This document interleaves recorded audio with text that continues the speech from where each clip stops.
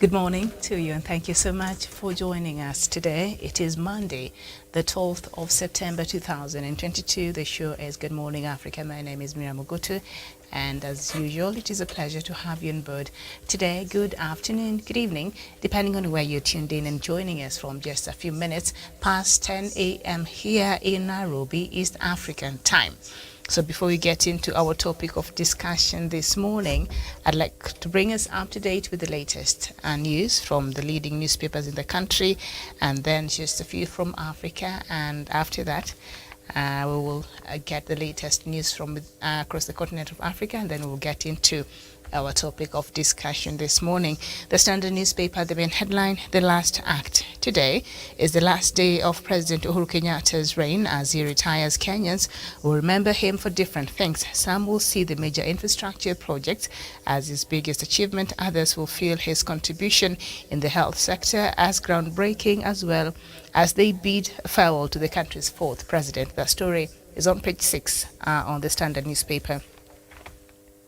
Leave the cartels to me, vows Ruto. President-elect promises to crush corruption networks and revive the economy. He also pledges to make declarations on prices of farming inputs such as fertilizer and seeds. That story is on page 15. As Emir readies troops for opposition role, leaders are planning a meeting to come up with a 5-year plan to check government. They are also lining up a shadow cabinet. They're also pushing for funding from government. The story is on page 8. And I think just below the last act, they have outlined President Uhuru Kenyatta's legacy. Maybe we'll just touch a bit of that before we get into the rest of the conversation. The Daily Nation, the main headline, Exit Uhuru. End of an era, rejected at home as a novice 20 years ago, branded a Moi project and indicted by the International Criminal Court for crimes against humanity. Kenya's fourth president, who leaves office in just a few hours, has navigated hostile territories and survived the backstabbing, the flagrant treachery of the political trenches. But as he walks out of State House to the disapproving bosoms of a backyard that has rejected his Raila project, can he regain his footing? His legacy is an electric mixture of the good, the bad, and the outright ugly, but perhaps the enduring memory of his administration will be his postures in the wake of victory and recently lost, the charm of his State House, and the chaos of his economic misadventures. The Uhuru legacy in colorful coverage inside the Daily Nation on page 2, 3, 4, 5, 6, 7, 8, 10, and 11. They have a special coverage of that. The Star newspaper, the main headline, Biden deploys a strong team to Ruto's big day. At least 20 heads of state are scheduled to attend the ceremony. That story is on page 4 and 5. Amazing story of how a village boy fought his way to State House. That is inside a serialized book, I guess, inside the Star newspaper. Husband, wife's life could have been saved. That story is on page 2. And Raila defends Junet Mohammed over agents' cash claims as Mula Umoja chief Raila Odinga has rubbished claims some top officials at his campaign's secretariat squandered money meant to pay election agents. The story is on page 7. Ruto tells Mira cartels, I will be coming for you. President-elect William Ruto has told Meru residents that he will deal with Mira cartels and said he will meet with Somali's president to ensure market for the crop. That story is on page 7 inside the Star newspaper. Let's now turn our attention to some newspapers from across Africa and others from, let's start with the ones from the UK. The Guardian newspaper. The Queen begins her final journey. That is what we have. And just below that, Russia launches revenge attacks as Ukraine offensive gathers pace. And then the Daily Telegraph, the front page is her last great journey. Pallbearers there carrying the casket, bearing the remains of the late Queen Elizabeth II. New Vision from Uganda, oil pipeline project gets 378 billion Uganda shillings boost. And then the Daily Monitor, speaker among bodyguard flees. That is also a newspaper from Uganda. Newsday from Zimbabwe, a bomb explodes at Chamisa rally. What's really happening there in Zimbabwe? Remember, they're readying themselves for an election next year. Things have been heating up as far as the political scene is concerned. So apparently a bomb exploded at a Chamisa rally. That is the official opposition leader in Zimbabwe. At the Daily News from Zimbabwe, painful hike in university fees as distressed students plan countermeasures. All right, the Nation from Nigeria, 210 days after federal government asks court to stop ASUU strike. And then the Guardian, still from Nigeria, Ekiti also polls more questions, trail INEC server hacking claims. That is the main headline. The Citizen from Tanzania, universal health coverage, bill set for bunge tabling. Okay, so Levy's government appoints team of experts after CCM directive, and then ministers warning to social media administrations, and headache of patients deserted at Mirembe. That's all on the front page of the Citizen newspaper from Tanzania. So that is what we have, and you are now up to date. And then let me just take us through a few news items from across the continent as well before I bring in Samuel Tawish. And we start our news from the Ivory Coast. And the country has accused Bamako of hostage-taking after its neighbor laid out conditions for the release of 46 civilian soldiers held in Mali for 2 months. The issue should be a hot topic next week during an extraordinary ECOWAS summit set to take place on the sidelines of the UN General Assembly in New York. Ivory Coast says the 49 troops were sent on a routine rotation for personnel who provide backup services for the United Nations Peacekeepers mission in Mali, MINUSMA, and has called for their release. However, the mandate of the troops remained unclear, and they were accused of being mercenaries. The UN acknowledged dysfunctions in a note addressed to the Malian government and admitted that certain measures may have not been followed. And the African Union has welcomed an announcement by Tigrayan rebels in the northern Ethiopia that they are willing to take part in the peace negotiations. The head of the AU Commission, Musa Faki Mahamat, said it was a unique opportunity to end the conflict and urged the rebels and the government in Addis Ababa to implement the immediate ceasefire. Fighting resumed in August after several months of calm, but on Sunday, the Tigrayan leadership said it was ready to participate in a peace process under the auspices of the African Union. There has been no direct reaction from the Ethiopian government, but it has previously said it will talk anytime, anywhere. We head over to Tunisia, and at least 11 people were thought to have died in a shipwreck off the coast of Tunisia, with 12 others still missing. Tunisia's Coast Guard rescued 14 people after the boat, which was carrying 37 migrants to Italy, sank on Tuesday. 5 more bodies were recovered on Saturday night, and state news agency TAP says, bringing the death toll to 11. 5 more bodies were recovered. Not more than 1,000 migrants are thought to have died this year attempting to cross the central Mediterranean. The figures, as from the United Nations agency, the International Organization for Migration, puts it at 1,033 migrants are classed as dead or missing, and 960 are thought to have drowned. We go to Somalia, and the country says that elite military unit has killed a senior Al-Shabaab commander in an operation in the Lower Shabelle region. Federal police say civilian hostages were freed during the operation. Somali spokesperson Sadiq Adan Ali Dodishe said Somalia's elite military unit had conducted an operation against the Al-Qaeda-affiliated Islamist militant group Al-Shabaab, killing 2 senior commanders and wounding 10 others. Police say the operation aim was to destroy Al-Shabaab's main extortion base in the small town of Mubarak, located 95 kilometers southwest of Somalia's capital, Mogadishu. During a news conference in Mogadishu Saturday, the spokesman said the army killed a senior Al-Shabaab commander known by the name Karab and Maye, who were in charge of Al-Shabaab's extortions operations in Mubarak. Dotishe said during the operation the military freed civilian hostages from the militant group. We head over to Nigeria, and the country's military says it has killed more than 250 Islamist militants with the Boko Haram and Islamic State West African province ISWAP groups in attacks over the past 2 weeks. A military spokesperson said Nigerian troops also rescued 3 abducted Chibok schoolgirls who the militants had held captive since 2014. Nigeria's defense ministry authorities made the announcement on Thursday during a security update in the capital Abuja. Defense spokesperson Musa Damadami said military forces carried out highly successful air bombardments and ground clearance operations in Operation Hadarin Kai between August 29th and September 8th. He said in the early stages of the operation, troops attacked insurgents in isolated villages in northern Borno and Yobe states and killed 52 terrorists. He said troops arrested 14 other fighters and rescued 22 hostages, including 3 Chibok girls who were kidnapped by Boko Haram in 2014. Go to South Sudan.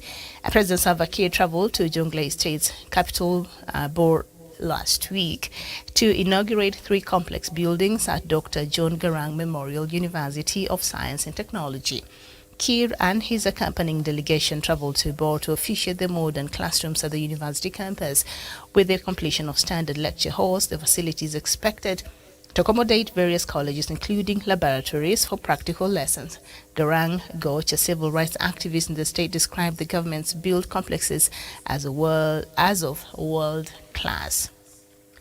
And we end the bulletin from Zambia, and Zambian rights groups are calling on the government to make good on a vow to repeal a defamation law they say is being used to silence critics of President Hakainde Hichilema. The call comes after Zambian police arrested an opposition leader this month and under the colonial era law for insulting the president. Zambian court on Tuesday charged the leader of the opposition Patriots for Economic Progress Party, Sean Tembo, with hate speech, which carries a punishment or a fine up to $6,000 and 2 years in prison if he is found guilty.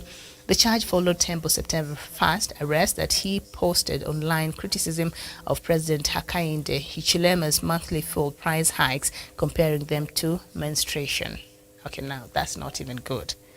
While the charge was reduced, Zambian rights groups noted the arrest was the latest carried out under a harsh colonial era law against defamation of the president. The 1965 law carries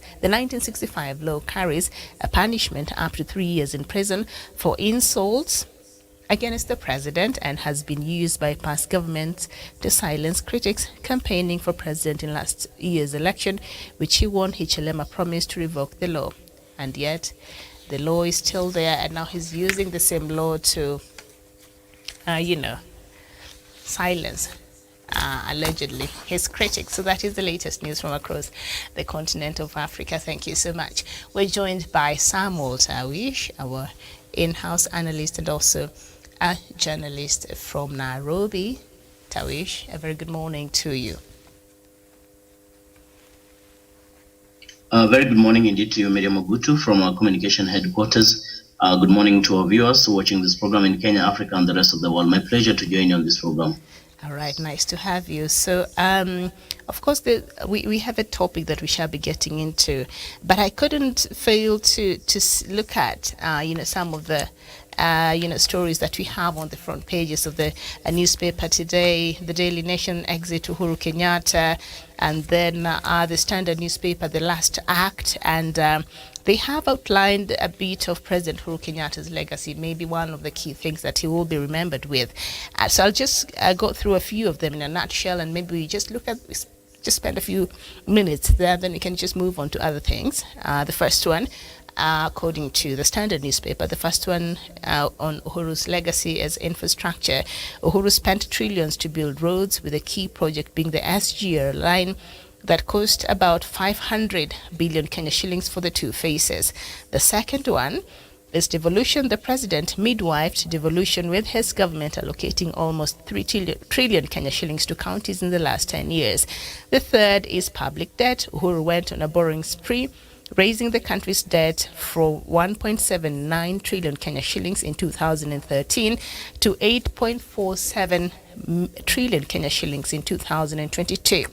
And on the budget, the country's budget doubled from 1.6 trillion Kenya shillings in 2013 to 3.29 trillion Kenya shillings in 2022, I suppose, among other things. So that is just how the Standard has captured President Uhuru Kenyatta's legacy. So today is the last day that President Uhuru Kenyatta is serving as the fourth president of the Republic of Kenya. Of course, the inauguration ceremony for the new president will be happening tomorrow, and we shall look at the transition in just a bit. But perhaps it will be a good place to start this morning. Samuel Tawish, President Uhuru Kenyatta's legacy. Has the Standard newspaper captured it the way perhaps you see it?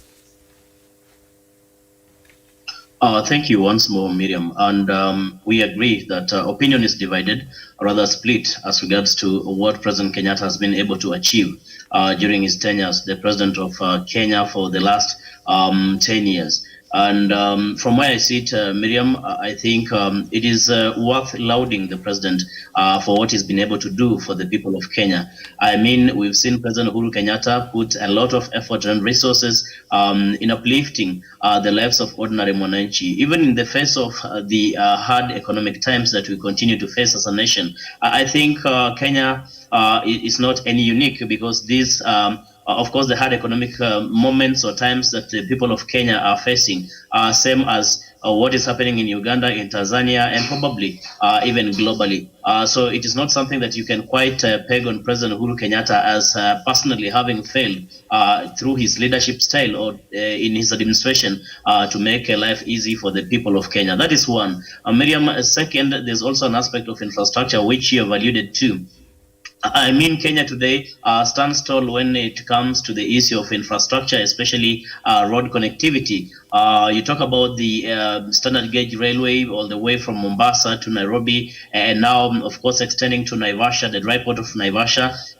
It has made it easy for the people of Kenya, especially those who live in Nairobi and Mombasa and the adjacent towns, to be able to move easily from Mombasa to Nairobi and vice versa. And Miriam, also, when you talk about that, you can also not fail to mention how it has made the tourism, how it has given a boost to the tourism sector, because again, the tourists are also and can easily be able to move from, of course, Mombasa to Nairobi to Naivasha and vice versa. So in itself, also, it's an economic boost to the people of Kenya, and also a very big pride when it comes to the tourism sector. Talk about the tarmac roads, which President Kenyatta's administration has been able to build from 2013 to date. I mean, it is humongous. You talk about over 10,000 kilometers of road having been constructed during President Kenyatta's reign. That in itself really is commendable.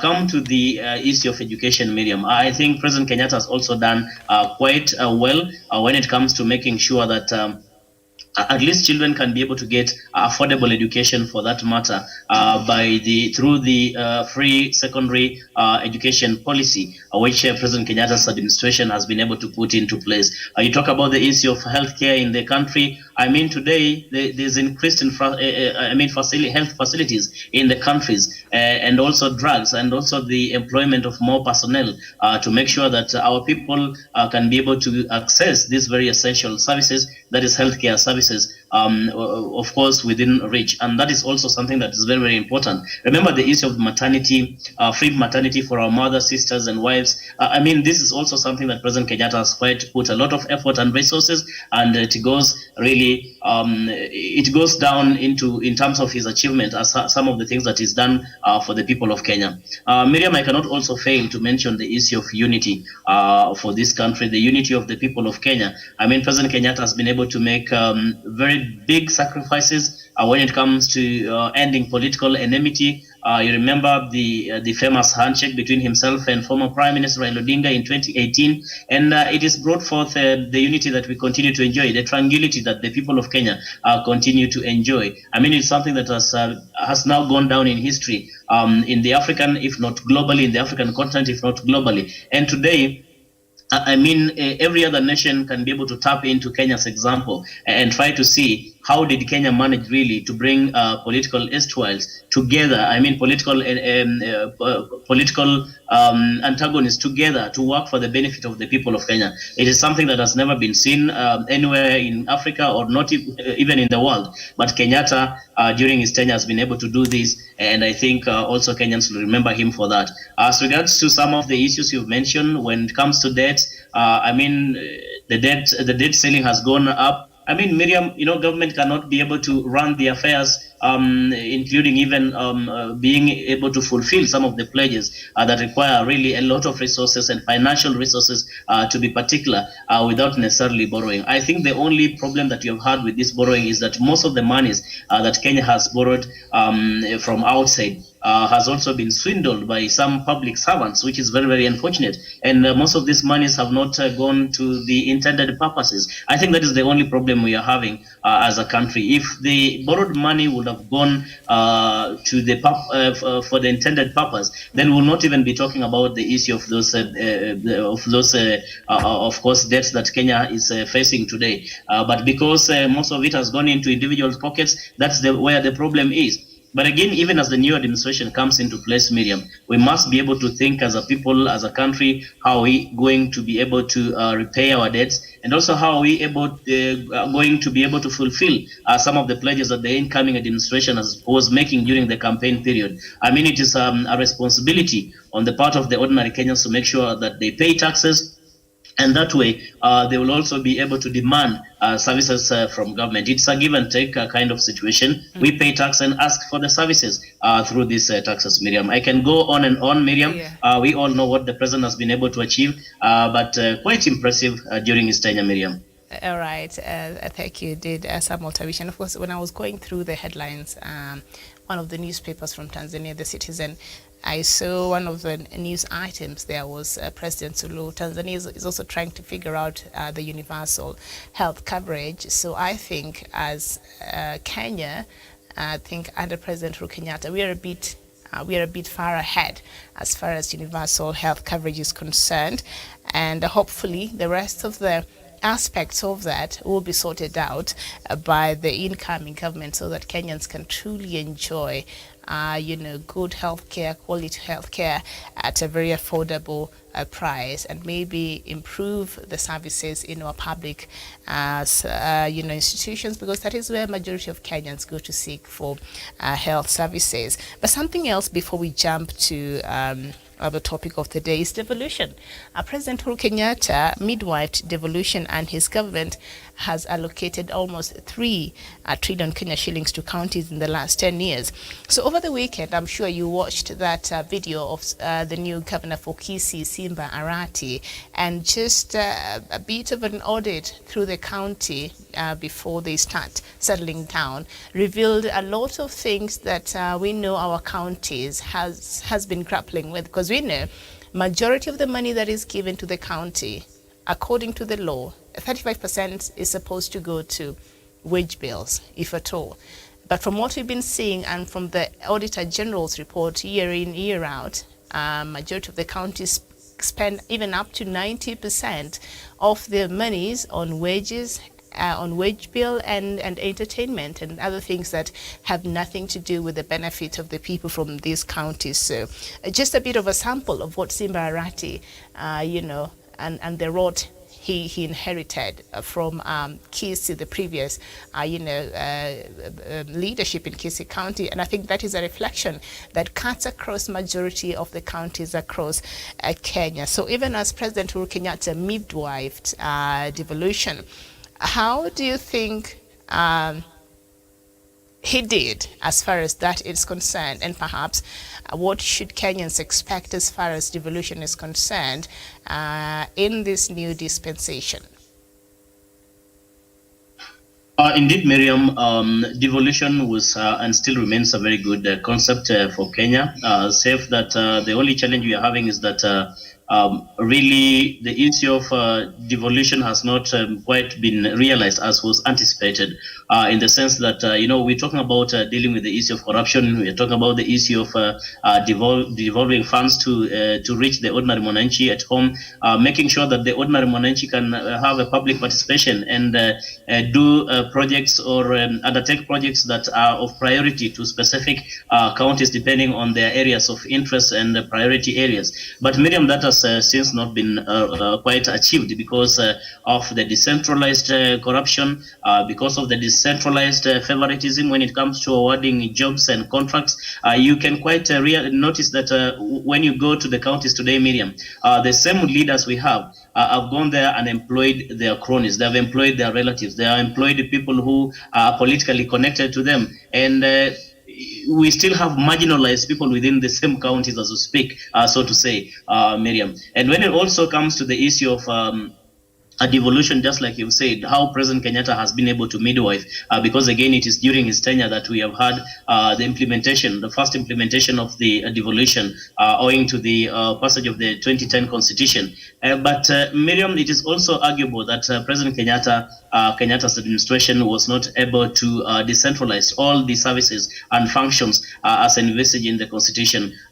President Kenyatta has often given reasons or excuses as to why that didn't quite happen. But of course, he has received criticism to that effect as to why some of these functions or monies that are supposed to go to the counties are not going there. There's the issue of all the money also that are supposed to be dispensed to the counties really being withheld by the national government. And I think the biggest challenge we have been having as a country is that even these governors and the monies that they have been receiving for the last about 20 years, not all of the counties or governors can be able really to account for these monies. And therefore, giving President Uhuru Kenyatta's the reason really to even withhold some of the monies that were supposed to go to the county. So I think in as much as we continue to pursue and push for all the decentralized functions and all the monies that are supposed to go to the counties to be taken there for the benefit of the people, we must also be able to call out leaders who are sending this money. We must also be able to call on those who are in the leadership position, those who are policymakers at the counties, to make sure that today people are just but asking, how come that our debt ceiling has gone this high? How comes that our budget has gone this high, without necessarily considering the fact that it is during President Uhuru Kenyatta's tenure where we have been able to implement even devolution. And it is also a very expensive kind of affair. You can imagine running another executive in the name of a county, Miriam. I mean, billions of Kenyan shillings have been have gone into funding activities in these counties. Miriam, I think also one very fundamental aspect we must be able to address as a people. Okay, we apologize. There seems to be a bit of an interruption there from Tawish. Tawish, go ahead. I see you back. Yes, we must be able to address the issue of ballooning wage bill, not only at the national government, but also in the decentralized system of government. Because if we are going to have a big share of the resources or monies that trickle down to the county really going into paying wages, then we are left with almost nothing to be able to carry out developmental activities. These are some of the serious issues we may need to confront and find ways to be able to address, so that we not only wake up every day and pay salaries and pay wages to the workers at the expense of developmental projects, Miriam. For this country to progress, for these counties to progress, we need also to carry out or really have a huge allocation in terms of developmental projects in our counties and also in the at the national level. I submit. All right, thank you so much. I think now it's about 12 years since we had our new constitution in 2010, and as I said, there, President Uhuru Kenyatta is the one that his government midwifed devolution. Do you think so far the people of this country understand the importance of devolution? Because a lot of times when things are not going right, even in the counties, they will complain about the national government, because at the end of the day they feel the buck stops with the head of state or the national government. Do you think Kenyans have fully understood the concept of devolution and perhaps the importance of them holding the the county leadership accountable for their part and the role they're supposed to play as far as developmental agenda in the counties is concerned? Well, Miriam, today you will agree that the people of Kenya are an enlightened lot. And they're enlightened in the sense that they are holding onto account their leaders. And it has been evident, it has been manifested through even elections that we have held since 2013, 2017, and now 2022. You've seen a number of governors being impeached. You've seen a number of governors being removed from office. I mean, either through petitions or even through elections. And that in itself tells you that the people of Kenya, and more so in these counties, are very, very serious, and they will want people who have who have the zeal to serve them. And if you find people who are not very committed in serving the people, or even people who are swindling money that are meant for developmental projects, then the ordinary mwananchi from those respective counties have always taken upon themselves really to punish them through the ballot. And Miriam, when you're asking about the issue or the concept, if the people have internalized the concept of devolution, I think they have done it, because when it comes to this, the developmental projects, for example, in the counties today, you talk about the roads, you talk about the healthcare and other services that are being provided by the counties. I mean, Miriam, there's quite an improvement. Unlike in the past, in the old constitution, where there are areas in this country which were marginalized for real.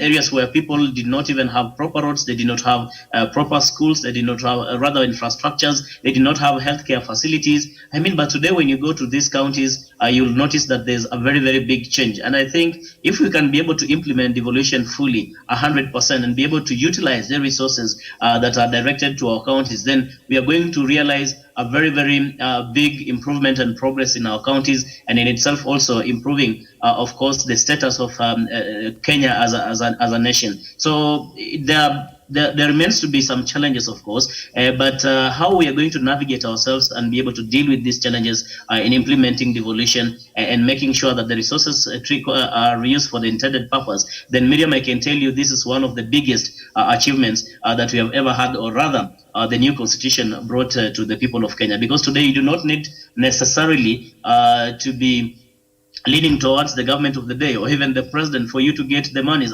Constitutionally, every county has a share which it must get for them to carry out developmental projects. And it's not what it used to be in the past, that you needed necessarily to be in government and you needed necessarily to be connected with the powers that be for you to get developmental projects. I think that is one of the things that devolution has managed to erase completely. And I hope even with this coming dispensation, this coming administration, the issue of how much should really, the percentage that should go to the counties has been of so much debate. You understand that it has also characterized a lot during the campaign in the run-up to the just concluded election. We want to see how the new administration is going really to pump in more resources to the counties. But again, on the same note, Miriam, calling for a transparency and accountability from our county chiefs, so that it's not just about money going there. That money must be able to do that which was intended for. All right, thank you so much. So now let's just look at our topic of discussion for the next few minutes, about 20 minutes or so, and that is the African transition. As Kenya, we know we are in the middle of a transition, and that will be concluded tomorrow, God willing, when the outgoing president, Uhuru Kenyatta, hands over the instruments of power to the incoming president-elect, Dr. William Ruto, at Kasarani tomorrow. So Kenyans are waiting for that. And history has shown that political transitions can either accelerate or reverse development outcomes depending on how they have been managed. And Africa right now is experiencing a bit of transition, political transitions, whether citizens demanding for it or manifested through the actions of political elites affecting change. And we've seen also some transitions being forced by coups and things like that. But bottom line is, a transition in a country politically will so much so accelerate or reverse development. It will have a huge impact on the economy and the livelihood of the people in that particular country. So I don't know how you see our transition going. How would you speak on it, Tawish?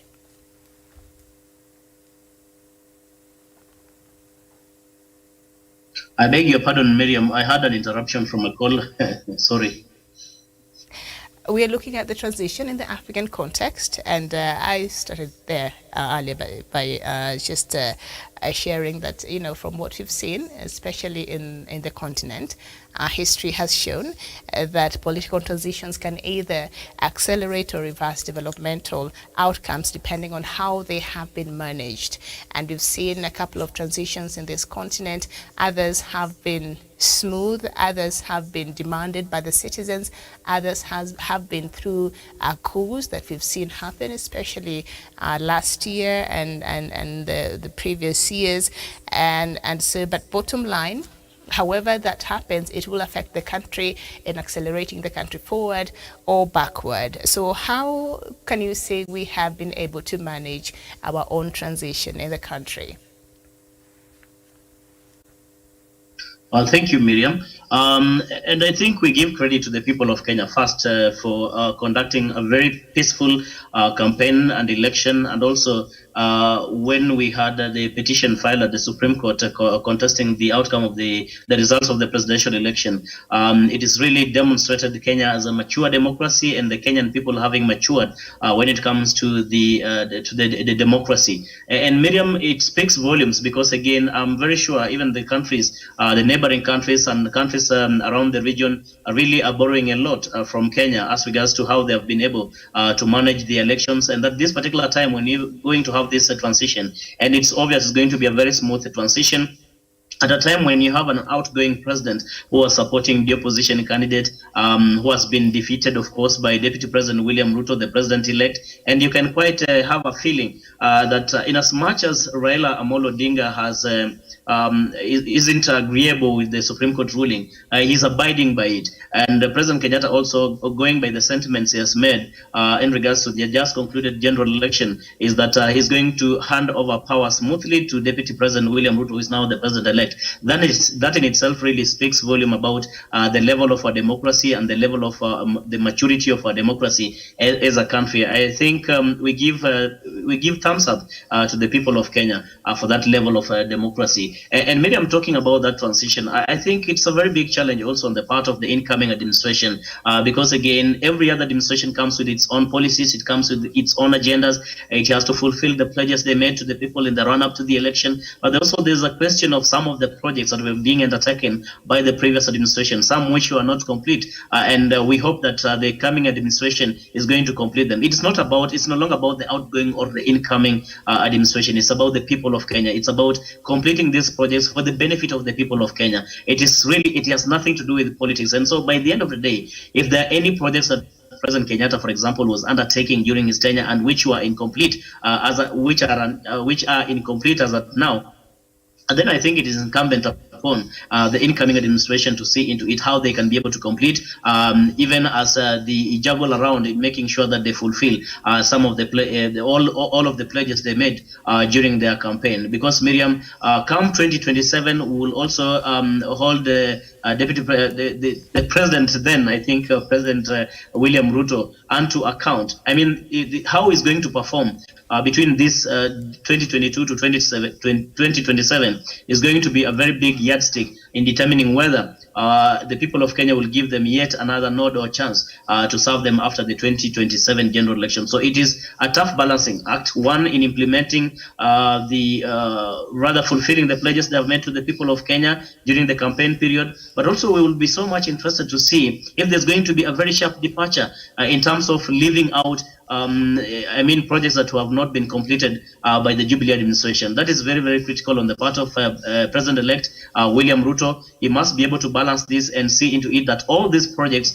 are not but for the benefit of the people of Kenya. And it has nothing to do with politics. It has nothing to do with which party. It is more about the people of Kenya. And if these projects are beneficial, if these projects are going to turn around our economy or uplift the livelihood of the people of Kenya, then it is incumbent upon the new administration to see into it how they're going to implement to complete and also be able to fulfill the pledges they have made in the run-up to the just concluded elections. Mm-hmm. All right, very well. Thank you. Now, transitions through constitutional means that, like what we have in the country, reflects the traditional liberal peace approach to governance, whereby elections becomes a democratic milestone and necessary step towards an effective transition.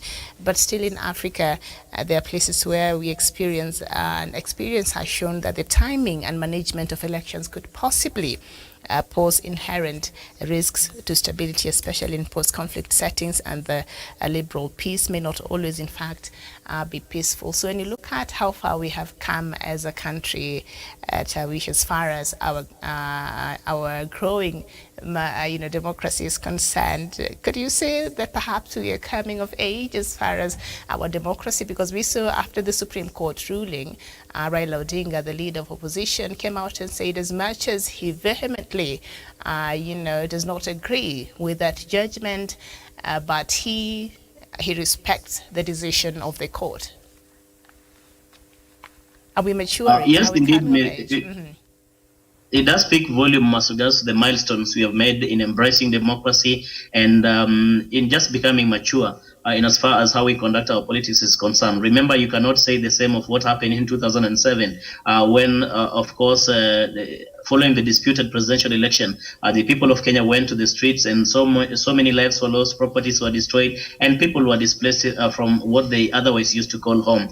So that those were very ugly scenarios that we wouldn't quite want repeated. And if you just had a chance to visit some of these IDP camps in Kenya after the 2007-2008 post-poll skirmishes, then Miriam, it is something that you wouldn't want to wish even to your worst enemy. It's something that we have come to understand that in as much as there's political contestation, by the end of the day, there's winner and there's a loser, and we must embrace each other. We have a country to build. We have nowhere else to call home other than this country, Kenya. So that has come to the sense of all Kenyans that it is important that after the contestation, after the political competition, we must therefore be able to shake hands and move our country forward. It has been demonstrated from our leaders, and it has, of course, cascaded down to the ordinary mwananchi. The leading presidential candidates, Raila Amolo Odinga and Deputy President William Ruto, in as regards to the just concluded presidential election is concerned, had made a commitment to themselves and also to the people of Kenya that regardless of the outcome of this general election, peace is paramount and it must be maintained, regardless of which side of the political divide was going to win that election. And I think they have lived up to that promise. We've seen also the supporters of the respective candidates really maintaining peace from wherever they are. That is very, very, very impressive of our people. And it speaks volumes about the level of democracy and maturity in our country, Miriam. You saw what happened in 2013. So many innocent lives were also lost. 2017. I think this time around we've done a different thing altogether. We've opened a new page altogether, and you can see that we are being applauded by not only our neighbors but globally. Everybody is applauding the people of Kenya for demonstrating that level of maturity in as far as our political competition is concerned. And moving forward, we do not want this to be reversed. We want to see this maintained or even improved, even when we get into other elections in future, so that we continue maintaining the status of an epitome or an icon of peace in the region, in the African continent, Miriam. This is something that is very, very important. And even from where I sit, you can clearly hear even the supporters of various presidential candidates speaking and saying the most important thing to them is seeing how the country can move forward. The most important thing to them is seeing how the cost of living can come down. The most important thing to them is how fuel prices can come down. I think those are areas of concern for the ordinary mwananchi and not the issue of the political competition. And once we have gotten to that level, Miriam, I can tell you, moving forward, it is not going to be business as usual. It will not be easy even to try and rally people to go to the streets and demonstrate and even kill or displace one another. That is not to say, Miriam, that we should not call for accountability in as far as how our elections are being conducted in this country. We must always continue to put more effort, put more resources, and put more attention on how we can scale up the level with which we carry out our elections. So they are above board, so that they are above reproach, so that every other person can be very confident that the results given by IEBC or any other election body in future are those that really reflect the will of the people of Kenya. That is also very, very important. We stress the need to have this peace that we continue to enjoy, but we must also continue stressing to have more more reforms being undertaken at the IEBC and reforming our electoral process in the country so that every Kenyan will be very comfortable and confident in as far as how the electoral body carries out its mandate. I submit, Miriam.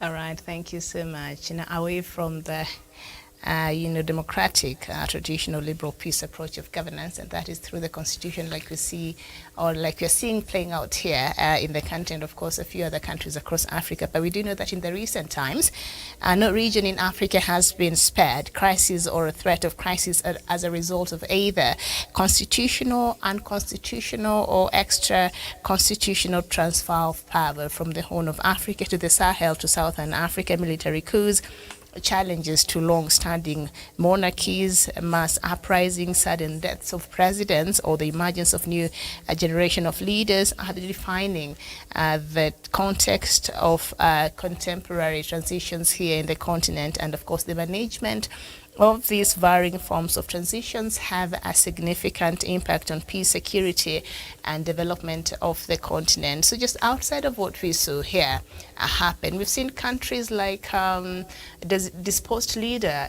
in Kenya, former President Alpha Conde. He was meant to be serving 2 terms, but he decided, and that is what was required by the Constitution. That is what the Constitution said. But he decided, no, the people of Guinea have not had enough of me. So what I will do now, I will have a constitutional coup. And in the middle of COVID-19, where the rest of us were worried about staying alive, he went ahead and had a referendum and changed the term limits. And so he forced himself to the people. Finally, there were protests, and finally the military stepped in and removed him. So I think he just made that bed, and now he's lying in it. We've seen other countries as well across the continent who decide to change the term limits. We saw what happened, former President Pierre Nkurunziza in Burundi, when he decided to go for another 3rd term against the constitution that threw that country into mayhem in 2015. And then there was an attempted coup, and we saw how that played out.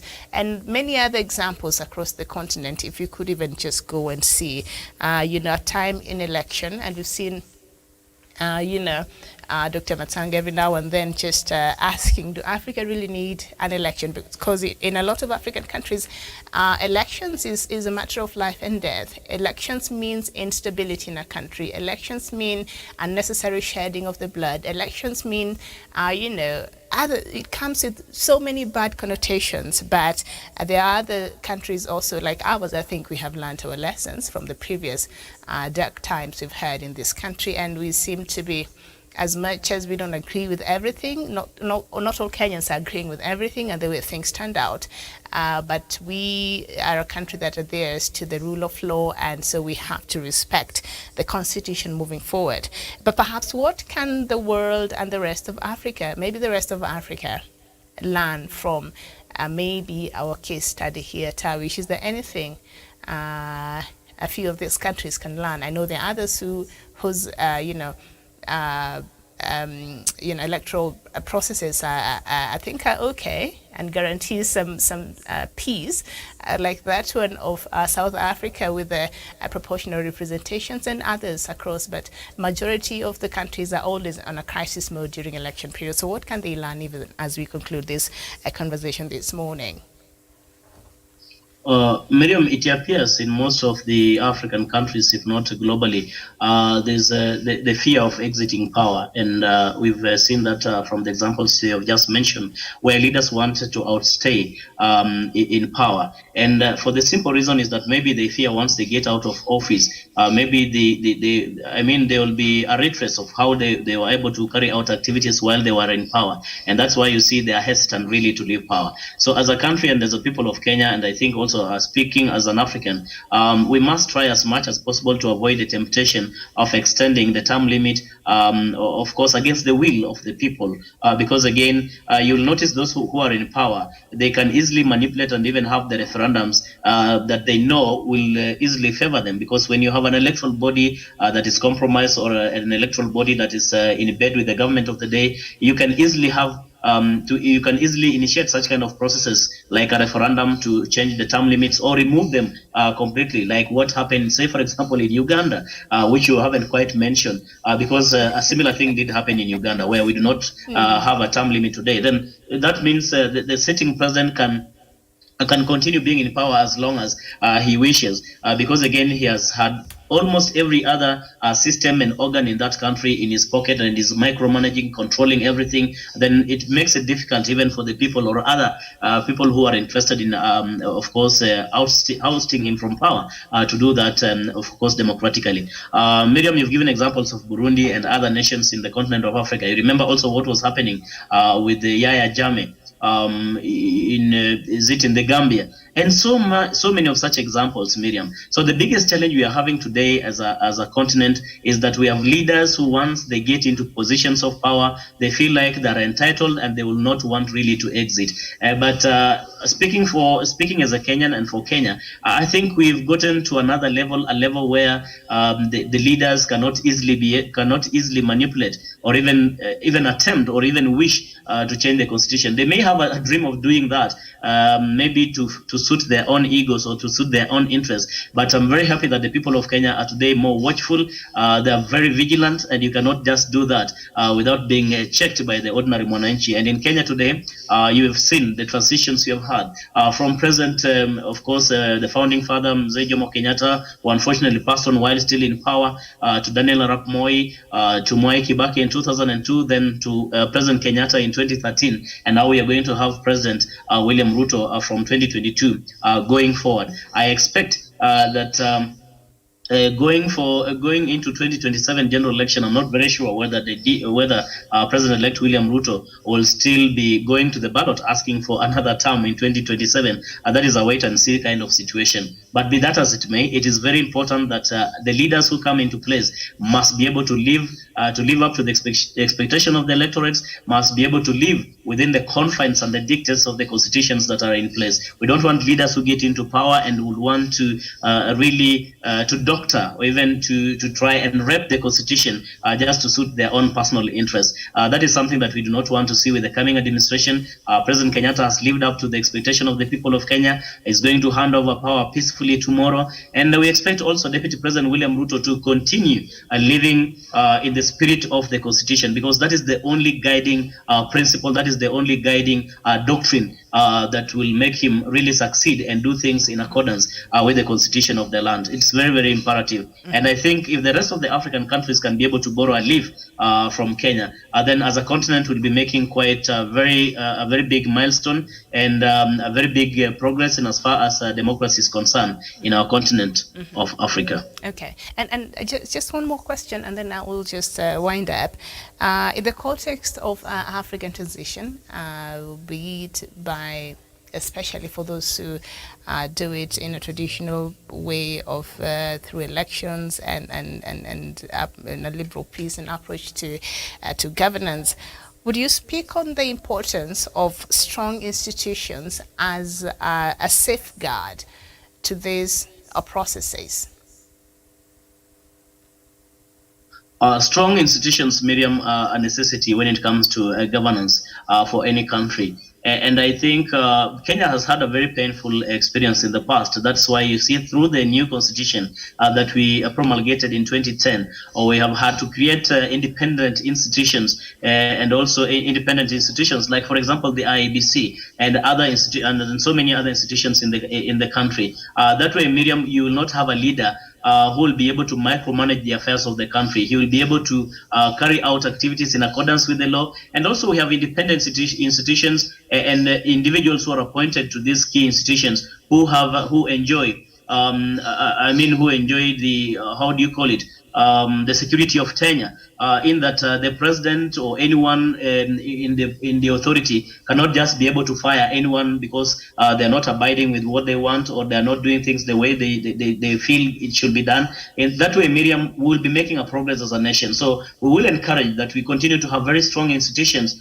in our country here in Kenya, and also in the African continent, because that is the only way the interests of the ordinary monarchy can be safeguarded. If you have everything being done at the behest of a sitting government, or at the goodwill of a political leader, then it becomes very difficult even to for the ordinary monarchy really to get services, or even sometimes even to get justice. That is why you see today the judiciary is independent. Today you see the issue of the Office of the Director of Public Prosecution, the Directorate of Criminal Investigation, and so many of such institutions are quite independent, and they're able really to carry out their activities independently. So we would want to see more of that. We would want to see more safeguards being put into place to make sure that our institutions are independent and they're very strong. That way, the ordinary monarchy will not really worry about who even becomes president or even gets elected to which office, because they will only but rely on these very strong institutions and independent officers and individuals who have been appointed with security of tenure to be able to carry out their duties without any coercion, without any intimidation, and without thinking like, am I going to lose my job? And that is the kind of situation we would want to see this country moving forward. Remember, so a lot of power has also been removed from the president, thanks to the new constitution, Miriam. You remember in the past we used to have the president even appointing the IEBC officials. Imagine a referee who is going to oversee an election. Take the example of Kivuitu-led commission. That ran the 2007 general election. I mean, they were appointed into office by President Mwai Kibaki, the now late. But we also what did happen. So, Miriam, when you have independent officers, strong institutions, and individuals with security of tenure, then the ordinary monarchy can be able to have a field day, hoping and knowing very well that by the end of the day, we are not going to get services because of the goodwill of a politician or a leader who is in office, but because we get what we deserve through these very strong institutions, Miriam. All right, thank you so much, Samuel Tawish. And speaking about transitions, Kenyans are being invited to a firework extravaganza at Uhuru Park, a central park set to reopen, and NMS was just finishing this, so you all have been invited this evening. And it's interesting how we've seen the transition in the Nairobi County. The new governor has taken on, of course, the leadership of this county, but he allowed NMS to finish whatever it is they were doing or whatever it is that was remaining. And so far it appears to be smooth. So this evening they're handing over the Uhuru Park and the Central Park, and that will be marked with a fireworks extravaganza. So if you're within the capital and you have some time later on in the evening, you can make your way there, and so that we see even as the new look of Uhuru Park and Central Park are being unveiled. Very well. Thank you so much. Thank you, Samuel Tawish, and thank you so much for watching. This has been Good Morning Africa. My name is Miriam Oguta. I'll see you later. Bye-bye. Good morning.